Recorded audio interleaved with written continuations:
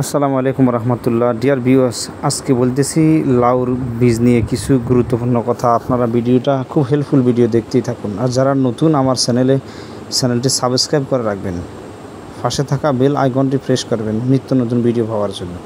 মনে করেন এটা লাউর বীজ, এগুলো আপনি সংরক্ষণ করবেন বাসা বাড়িতে যদি আপনার থাকে তাহলে তো বেশ ভালো কথা, না হয় বাজার থেকে কিনে আনবেন। আনার পরে প্রথম কাজ হচ্ছে আপনার রৌদ্রে দেওয়া।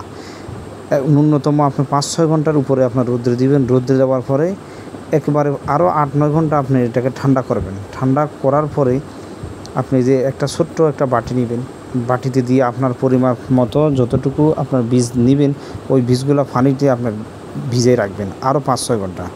5-6 ঘন্টার পরে আপনি একটা ছোট্ট একটা বাটিতে নেবেন, বাটিতে নিয়ে সেখানে একটু মোটা কাপড়ে ভিজিয়ে রাখবেন 5-6 দিন ন্যূনতম। দেওয়ার পরে দেখবেন কি এগুলো দ্রুত কাণ্ড চলে আসছে। আসার পরে আপনি যেখানে উঁচু জায়গা সেখানে লাগাতে পারেন। আগাম এই ফসলের অনেক দাম রয়েছে। যদি আপনি এটা বাড়িতে আপনার খান তাহলে তো আপনার অবশ্যই পুষ্টির চাহিদা মিটবে এবং সবজির চাহিদা মিটবে। অনেক ধন্যবাদ।